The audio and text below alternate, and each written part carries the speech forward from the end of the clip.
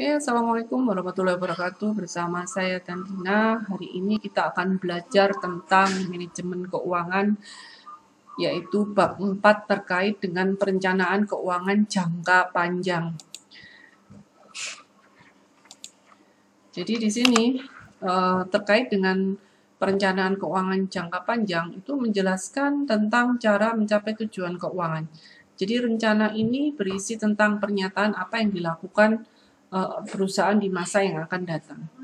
Dan dalam menyusun rencana keuangan, manajemen harus menetapkan beberapa elemen kebijakan perusahaan. Jadi di sini meliputi yang pertama investasi dalam aktiva baru yang dibutuhkan perusahaan. Dan poin ini bergantung pada peluang investasi yang akan dipilih untuk dilaksanakan oleh perusahaan.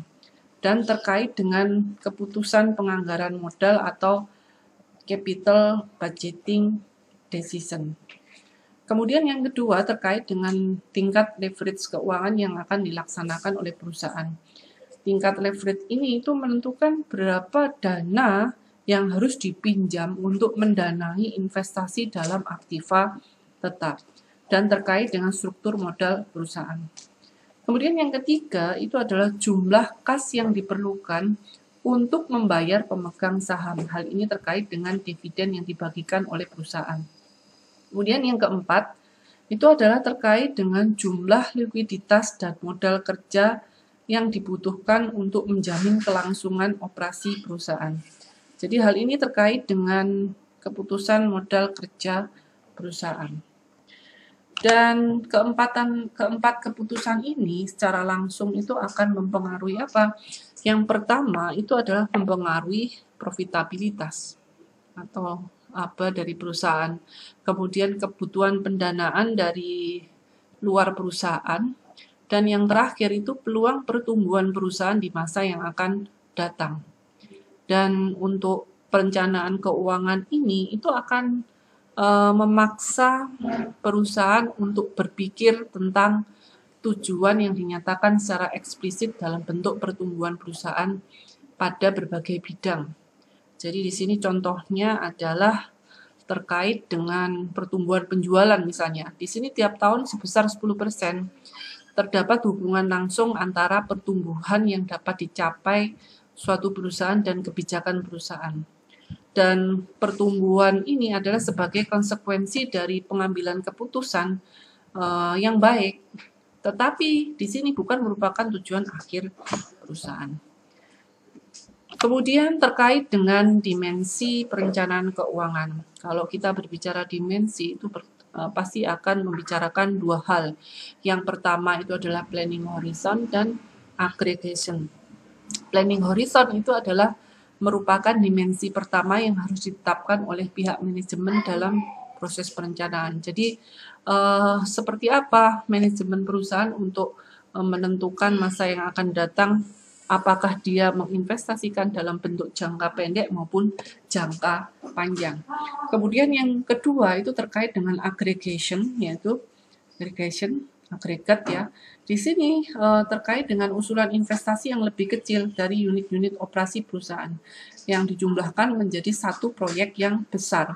Jadi dalam menyusun rencana keuangan itu semua proyek dan investasi itu akan dilakukan perusahaan itu digabungkan untuk menentukan jumlah investasi yang akan diperlukan. Jadi dua dimensi. Dan ada tiga alternatif kalau terkait dengan dimensi perencanaan. Jadi yang pertama terkait dengan asumsi bahwa kondisi ekonomi buruk. Kemudian yang kedua ekonominya normal. Yang ketiga adalah ekonominya baik. Kemudian terkait dengan tujuan perencanaan keuangan. Jadi tujuan perencanaan keuangan itu sangat masuk akal untuk dicapai dari proses perencanaan tersebut. Yang pertama di sini ada examining extraction. Jadi di sini rencana keuangan itu harus merancang suatu hubungan eksplisit antara usulan investasi untuk aktivitas perusahaan yang berbeda-beda dan alternatif pendanaan yang tersedia bagi perusahaan. Artinya di sini jika perusahaan merencanakan perluasan, merencanakan perluasan dan melakukan investasi baru, maka harus dipikirkan sumber dana mana untuk membiayai aktivitas tersebut. Kemudian yang kedua terkait dengan exploring option. Jadi exploring option itu terkait dengan rencana keuangan yang memberikan peluang bagi perusahaan untuk mengembangkan, menganalisis dan membandingkan berbagai skenario yang berbeda secara konsisten. Artinya apa? Jadi itu terkait dengan perjalanan perusahaan terkait dengan lini bisnisnya. Di masa yang akan datang itu seperti apa, sumber pendanaannya apa yang optimal, itu dijelaskan di sini. Kemudian terkait dengan avoiding surprises. Jadi di sini terkait dengan perencanaan keuangan yang harus diidentifikasi apa dampak yang mungkin terjadi terhadap perusahaan jika keadaan yang berbeda dengan yang diasumsikan. Jadi di sini salah satu tujuan perencanaan ini adalah untuk menghindari terjadinya hal-hal yang istilahnya tiba-tiba terjadi, mengejutkan, dan untuk mengembangkan rencana-rencana yang sifatnya emergensi atau darurat. Kemudian tujuan perencanaan yang keempat adalah ensuring feasibility atau internal konsistensi. Jadi di sini perencanaan keuangan itu tidak hanya mampu menjelaskan keterkaitan antara tujuan yang berbeda, tetapi juga mengupayakan adanya penyatuan struktur untuk rekonsiliasi tujuan dan sasaran-sasaran yang berbeda. Artinya di sini itu perencanaan keuangan itu merupakan salah satu cara untuk memastikan tujuan dan rencana itu yang terkait dengan bidang-bidang khusus dari kegiatan operasi perusahaan itu apakah layak dan secara internal itu konsisten. Itu yang dimaksud dengan feasibility dan internal konsistensi. Kemudian yang berikutnya terkait dengan model perencanaan keuangan. Model perencanaan keuangan di sini kebanyakan model perencanaan keuangan itu membutuhkan sejumlah asumsi tentang masa depan. Berdasarkan asumsi tersebut, suatu model itu menghasilkan nilai prediksi dari jumlah variabel yang lain. Jadi di sini ada yang pertama sales forecast. Jadi peramalan terhadap penjualan. Jadi rencana keuangan ini dimulai dari rencana penjualan. Jadi terutama bagi perusahaan yang mengalami kendala di bidang pemasaran. Kemudian ada proforma statement. Jadi suatu rencana keuangan itu akan terdiri dari ramalan neraca, laporan laba rugi, dan arus kas. Kemudian ada juga asset requirement. Rencana keuangan ini mendeskripsikan proyek pengeluaran modal. Jadi proyek neraca paling tidak berisi tentang perubahan total aktiva tetap dan modal kerja bersihnya. Kemudian yang berikutnya terkait dengan financial requirement. Jadi financial requirement di sini akan rencana keuangan ini memuat tentang apa? Memuat tentang kebutuhan pendanaan yang diperlukan. Jadi bagian dari rencana ini akan membahas tentang kebijakan dividen sebagai bagian dari keputusan pendanaan bulanan dan kebijakan utang sebagai salah satu sumber daya yang berasal dari luar perusahaan. Nah, ini plug. Jadi plug di sini merupakan sumber yang dirancang dari pendanaan eksternal yang diperlukan berhubung ada kekurangan atau kelebihan dalam pendanaan sehingga neraca perusahaan itu akan menjadi lebih seimbang. Jadi ini plug itu memang dirancang dari pendanaan eksternal yang diperlukan dihubungkan terkait dengan kekurangan atau kelebihan pendanaan. Kemudian yang terkait lainnya terkait dengan model perencanaan keuangan itu adalah economic asumsi. Jadi di sini rencana itu harus menyatakan secara eksplisit. Jadi asumsi kondisi ekonomi dalam penyusunan rencana tersebut. Jadi contohnya terkait dengan asumsi ekonomi ini ada tingkat bunga dan tarif pajak perusahaan. Oke, kita ke contoh model perencanaan keuangan sederhana. Jadi di sini ada perusahaan Dewata ya. Jadi ada contoh laporan keuangan perusahaan Dewata.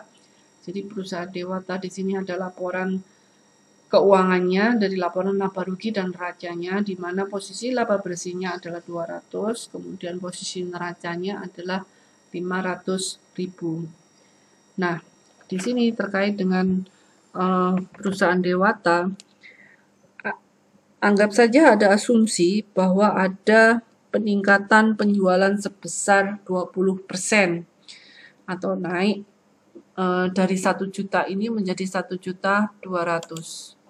1.200.000. Kemudian demikian juga dengan kenaikan biaya juga 20% dari 800 menjadi 960, sehingga laba bersihnya menjadi naik 40. Kemudian demikian juga dengan neraca. Jadi dalam neraca di sini semua variabel juga berubah. Ada kenaikan 20%. Jadi di sini untuk neraca 20% ini menjadi 600. Kemudian utangnya di sini 300, modalnya juga 300. Jadi berdasarkan asumsi bahwa semua variabel itu berubah 20%. Implikasinya itu adalah perubahan dalam rupiah yang berbeda-beda dari masing-masing variabel. Jadi untuk itu harus dilakukan rekonsiliasi antara proforma laporan laba rugi dan proforma laporan dari neraca atau posisi keuangan. Dan di sini ada kenaikan modal hanya bertambah sebesar 50.000 dari sebelumnya. Jadi di sini contohnya masalah ini dijelaskan bahwa perusahaan Dewata itu harus membayar dividen sebesar 50.000. Nah, 50.000 maka dari laba yang diperoleh perusahaan 240 dikurangi 50.000 menjadi 190. Nah, dividen ini merupakan variabel plug. Jadi variabel plug. Jadi modal perusahaan itu kan bertambah dari 250 plus 240 dan utangnya dikurangi dari jumlah aktiva jumlahnya tetap 600 dan totalnya 600.000 dari data sebelumnya. 600.000 dikurangi dengan 490 dari jumlah modal perusahaan. Jadi modal perusahaannya dari 250 di awal dan 240 di penambahan 20%. Dengan total aktiva 600 dan modal 409. Utang yang harus diakui itu adalah sebesar 110 dari 600 dikurangi 490. Karena besarnya utang awal adalah 250. Nah, di sini berarti perusahaan harus melunasi utang sebesar 140 dari 250 dikurangi 110. Nah, proforma neraca setelah ada pembagian dividen kemudian ada perubahan di utang, maka di sini utang menjadi 110 bukan 250 lagi karena ada pelunasan. Kemudian modalnya menjadi 490. Ini ya. Kemudian terkait dengan pendekatan presentase penjualan. Pendekatan presentase penjualan itu merupakan suatu metode perencanaan keuangan yang mana semua akun dalam laporan keuangan perusahaan itu berubah tergantung dengan prediksi tingkat penjualan perusahaan. Jadi ide dasar dari metode ini itu adalah untuk memisahkan akun laba rugi dan neraca menjadi dua kelompok.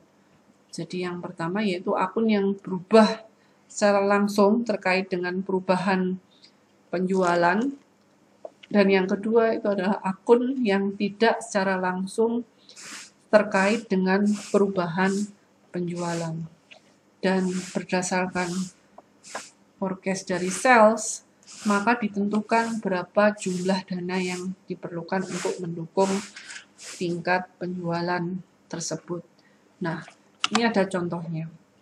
Di perusahaan Hanoman, di laporan laba rugi yang disajikan di buku Anda halaman 66. Jadi perusahaan Hanoman di sini ada penjualannya sebesar 1 juta, biayanya adalah 800.000, kemudian laba kena pajaknya 34%, 68.000. Jadi ini diketahui laba kena pajaknya, dan diketahui laba bersihnya 132. Kemudian ada dividen yang harus dibagi 44, dan laba ditahannya adalah menjadi 88.000. Kemudian terkait dengan perusahaan Hanoman, jadi di sini ada proyeksi kenaikan penjualan sebanyak, diprediksi kenaikan sebanyak 25%. Jadi di proyeksinya diketahui kenaikan itu adalah sebesar 1.250.000. Kemudian biayanya itu merupakan 80% dari penjualan 1 juta, sehingga laba kena pajaknya adalah 250. Pajak 34%. Tinggal dikurangi, jumlah laba bersihnya adalah 165. Nah, sebagai akibat dari persentase biaya tetap pada penjualan, maka profit margin tahun berjalan itu dari 132, yaitu dari jumlah laba bersih pada laporan laba rugi, kita bandingkan dengan jumlah penjualan untuk menghitung profit margin terhadap penjualan. Maka diketahui sebesar 13,2%. Nah, berdasarkan profit margin, proforma laporan laba ruginya juga sama, kita lihat dari sejumlah 165 dari proforma setelah kenaikan 25%, itu menjadi laba bersih kita menjadi Hanoman menjadi 165 dibandingkan dengan proyeksi penjualan 1.250.000. Jadi perkiraan profit marginnya juga sama sebesar 13,2%. Nah, di sini jika perusahaan mempunyai kebijakan dividen payout, jadi pembayaran dividen itu tetap, di mana dividennya tadi adalah sebesar 44.000, kita bandingkan dengan jumlah laba bersih. Hasilnya adalah 33,3%, dan rasio laba ditahan dengan laba bersih itu sejumlah 88.000 juga dibandingkan dengan 132, 66,67. Nah, di sini rasio laba ditahan terhadap laba bersih itu disebut retention ratio atau flowback ratio ya. Kemudian dengan asumsi dividen payout tetap, maka proyeksi dividen dan laba ditahan itu akan menjadi seperti ini. Jadi kita proyeksikan dengan penambahan laba setelah 25%. Jadi laba bersih sejumlah 165 itu dikalikan dengan prosentase ini. Hasilnya sama 165 jumlah proyeksi laba bersihnya. Kemudian neraca. Jadi di sini untuk menyusun proforma neraca pada Hanoman, jadi neracanya di sini diketahui.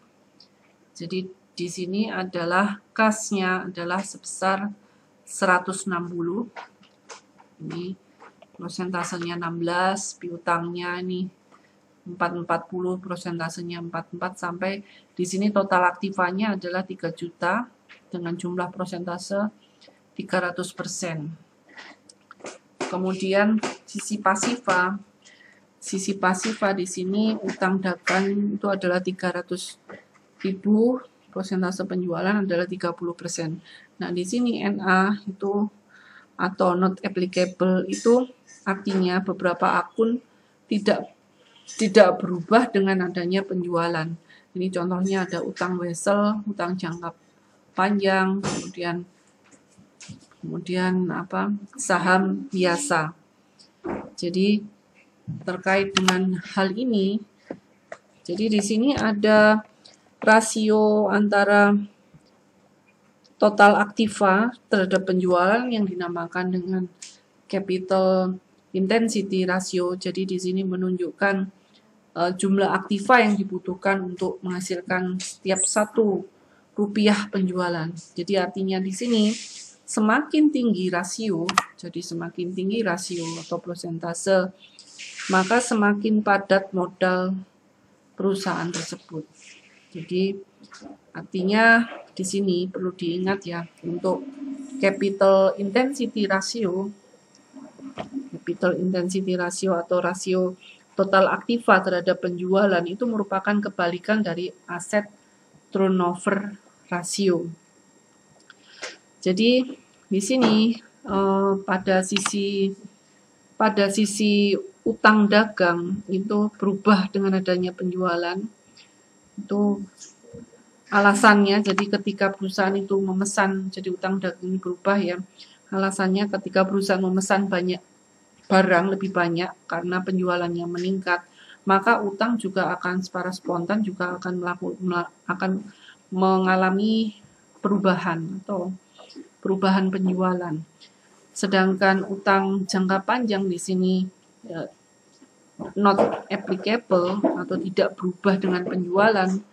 Ini karena perubahan utang jangka panjang itu tidak secara langsung itu terkait dengan perubahan penjualan.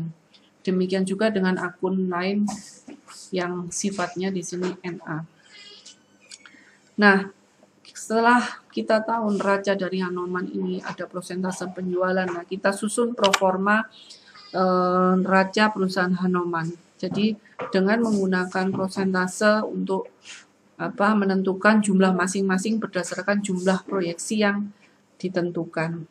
Jadi sebagai contoh di sini aktiva. Jadi aktiva di sini sebesar 180% dari penjualan.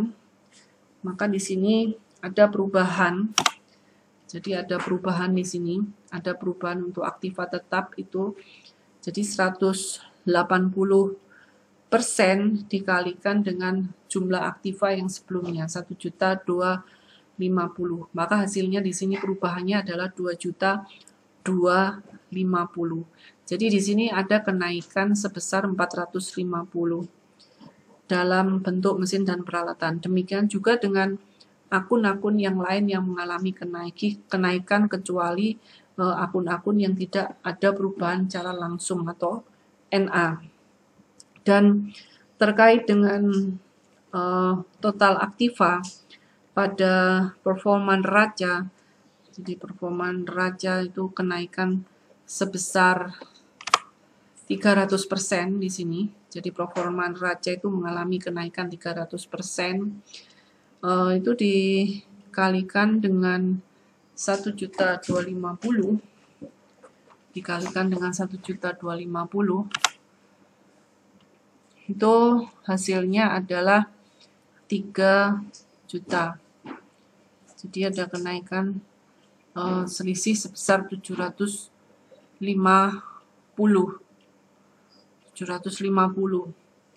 Jadi dari totalnya, jika di sini ada tambahan pendanaan utang dan modal hanya bertambah sebesar 185. Jadi 185. Yang berasal dari 30% dikalikan dengan 1.250.000. Jadi 1.250.000 itu adalah berasal dari proyeksi penjualan dari perusahaan Hanomag. Jadi dimisalkan bahwa proyeksi penjualannya adalah 1.250.000. Jadi kalau proyeksinya 1.250.000, jikalau kita menghitung jumlah dari utang lancar atau tambahan utang lancar, maka di sini 30% dikalikan 1.250.000 dikurangi 300.000, maka jumlah utangnya adalah sebesar 75.000. Jadi 30% kali proyeksi penjualannya. Kemudian laba ditahan. Laba ditahan di sini ada kenaikan sebesar 110. Jadi di sini terkait dengan 110, maka di sini ada kekurangan dana. Jadi ada kekurangan dana sebesar berapa? Dari 750.000 dikurangi dengan 185.000. Jadi 750.000 dikurangi dengan jumlah piutangnya, yaitu dikurangi dengan jumlah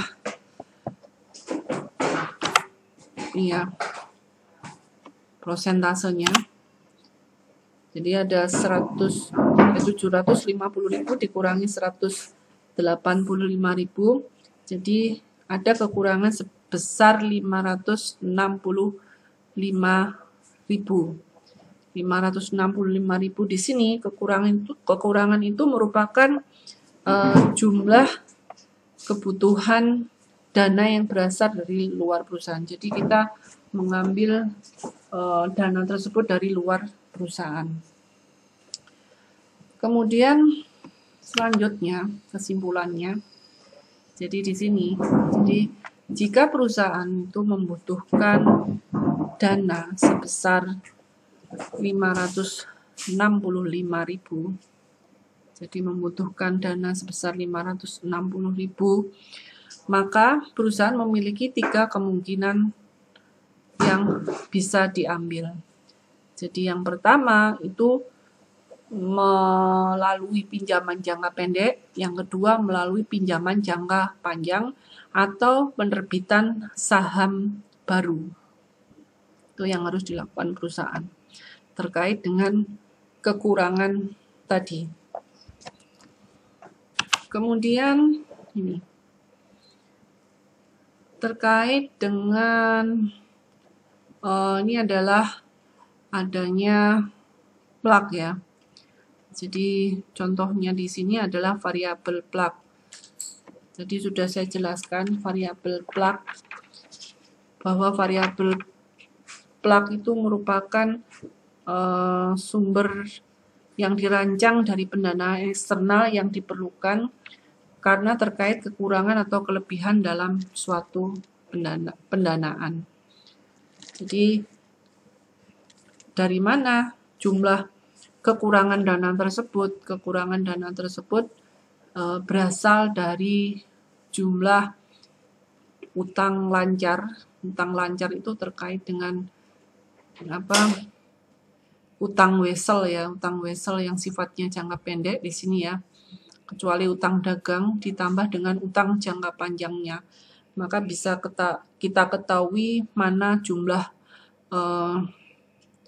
variabel plug yang perlu didanai dengan 3 cara tadi. Kemudian terkait dengan pendanaan eksternal dan pertumbuhan. Jadi semakin tinggi perusahaan, penjualan atau aktiva, maka semakin besar kebutuhan pendanaan eksternal. Jadi apabila kebijakan pendanaan perusahaan tetap, kemudian dikaji hubungan antara kebijakan pendanaan dan kemampuan perusahaan untuk mendanai investasi baru karena pertumbuhan. Jadi ini merupakan murni interaksi antara investasi dan keputusan pendanaan jika terkait dengan pendanaan eksternal. Jadi kemudian terkait dengan pendanaan eksternal dan pertumbuhan, di sini ada contoh laporan laba rugi dan neraca perusahaan gugus. Jadi di sini ada perusahaan gugus, laba ruginya, di sini laba bersihnya diketahui sebesar 66.000. dengan dividen 22.000 dan laba ditahan sebesar 44.000. Kemudian untuk aktivanya di sini, aktiva perusahaan gugus. Jadi aktiva perusahaan gugus di sini total aktivanya itu adalah sebesar 500.000. Sama seperti tadi ya, di sini ada NA juga. Nah, proformanya seperti apa? Jadi memperkirakan, jadi di sini ada proforma, ada terkait dengan pertumbuhan sebesar 20%, jadi membutuhkan tambahan aktiva baru sebesar 100 ya, dengan asumsi perusahaan sudah beroperasi dengan kapasitas yang penuh. Jadi dengan perkiraan laba sebesar 52.800.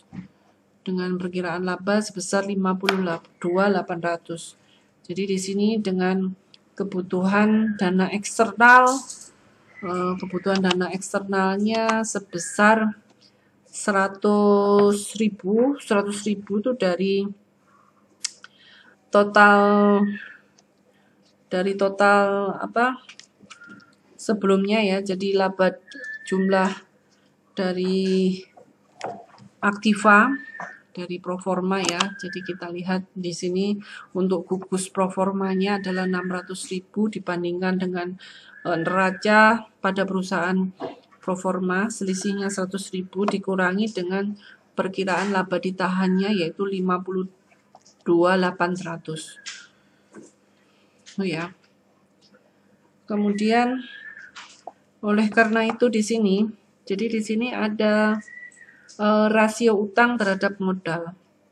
Jadi rasio utang terhadap modal di sini itu dari 250.000 dibandingkan dengan 250 itu satu ya. Asumsinya adalah 100%. Kemudian terkait dengan asumsi bahwa perusahaan gugus tidak ingin menerbitkan saham baru. Jadi di sini ada kebutuhan saham dari dana eksternal yaitu sebesar 47.200. Dan ini akan dipenuhi melalui pinjaman. Jadi dipenuhi melalui pinjaman. Oke. Kemudian di sini ada tabel terkait dengan proyeksi dari EFN ya. Proyeksi dari EFN atau External Financing Needed. Jadi pembiayaan eksternal di mana mulai 0%, 5%, 10%, 15% sampai 25%. Jadi di sini akan digambarkan dalam grafik tabel ini. Jadi di mana kalau tingkat pertumbuhan, jadi tampak di grafik ya, nih. Jadi bahwa kebutuhan aktiva pertumbuhan itu lebih cepat daripada tambahan laba. Jadi ini pendanaan internal melalui tambahan laba ditambah laba ditahan itu lambat laun itu tidak akan mencukupi. Maka kas itu akan menghadapi yang dinamakan surplus atau defisit. Jadi di sini aktiva yang dibutuhkan, kemudian pertumbuhan penjualan. Ini adalah terkait dengan tambahan laba yang laba ditahan yang diproyeksikan. Nah, ini adalah tingkat pembiayaan eksternal. Jika kita sudah melewati titik ini, maka kita akan mengalami defisit. Kalau di sini kita masih aman. Jadi di tingkat pembiayaan di sini 10% kita masih aman. Di atas 10% maka tambahan aktiva atau yang dibutuhkan jumlah utang dan laba ditahan itu akan lebih besar utangnya. Kemudian terkait dengan kebijakan pendanaan dan pertumbuhan. Kemudian di sini ada dua macam pertumbuhan yang sangat berguna dalam perencanaan jangka panjang. Yang pertama itu adalah pertumbuhan internal. Jadi pertumbuhan internal di sini itu terkait dengan pertumbuhan yang dicapai tanpa tambahan pendanaan eksternal. Jadi, dan di sini pertumbuhan ini, tingkat pertumbuhan internal ini itu dicapai ketika kenaikan aktiva yang diperlukan itu sama dengan tambahan laba ditahan. Di sini ada rumusnya untuk mengukur tingkat pertumbuhan internal. Di sini ada ROA ya, return on asset dikalikan B, itu rasio laba ditahan terhadap laba bersih dibagi dengan 1 minus ROA dikalikan B. Contohnya untuk perusahaan gugus, di sini untuk jumlah atau tingkat pertumbuhan eksternalnya, jadi dari laba bersih dari perusahaan gugus yang sebelumnya ya, di situ ada asumsinya sebelumnya laba bersihnya adalah 66 ya kan, dari total aktivanya sebesar 500.000. Ini total aktiva 500.000, sehingga ROA-nya diketahui yaitu 66.000 dibagi dengan 500.000. Hasilnya adalah 13,2%. Nah, dibandingkan dengan laba bersih sebesar 66, sebanyak 44 itu ditahan dalam perusahaan, sehingga sisanya dibayar sebagai dividen. Maka jumlah tingkat pertumbuhan internal perusahaan adalah sebesar 9,65%. Kemudian yang kedua itu terkait dengan tingkat pertumbuhan berkelanjutan. Jadi di sini merupakan pertumbuhan maksimum yang dapat dicapai perusahaan tanpa pendanaan modal sendiri, tetapi bersumber dari luar perusahaan dan tetap mempertahankan rasio utang terhadap modal sendiri. Jadi di sini ada rumusnya juga. Jadi ROA kalikan B 1 minus ROE. Kalau tadi ROA ya, sekarang ROE. Kalau pertumbuhan berkelanjutan, ROE, return on equity. Jadi contohnya di sini terkait dengan masih perusahaan gugus, laba bersihnya tadi diketahui 66.000 dari total ekuitasnya 250, maka ROE-nya adalah 66 dibagi dengan 250.000. Persentase yang dihasilkan adalah 0,264 atau 26,4%. Dengan rasio laba ditahan tetap yaitu 66,67%. Maka diketahui sebesar 21,36 untuk sustainable growth rate untuk perusahaan gugus. Kemudian terkait dengan faktor-faktor penentu pertumbuhan.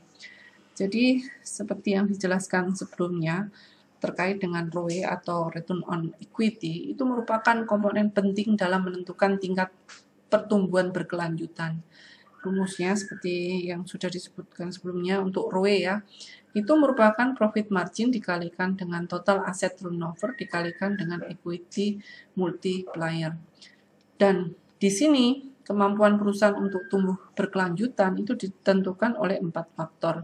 Yang pertama itu profit margin, dividend policy, kemudian financial policy, dan total asset turnover. Profit margin, kalau misalnya terkait dengan profit margin itu berarti tingkat profit margin yang tinggi itu akan meningkatkan kemampuan perusahaan untuk menghasilkan dana secara internal dan akan meningkatkan pertumbuhan yang berkelanjutan.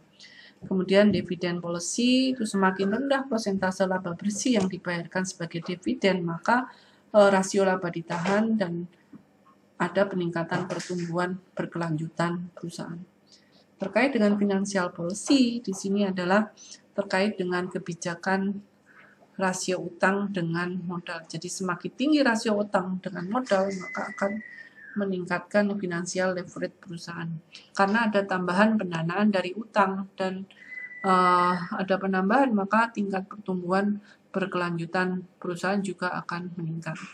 Demikian juga dengan total aset turnover. Jadi semakin tinggi perputaran aktiva, maka semakin besar kemampuan perusahaan untuk menghasilkan penjualan dengan menggunakan setiap rupiah dari aktiva. Oleh karena itu akan menaikkan tingkat pertumbuhan yang berkelanjutan. Oke, demikian penjelasan dari saya. Mungkin semoga bermanfaat dan bisa memberi tambahan ilmu bagi kalian. Assalamualaikum warahmatullahi wabarakatuh.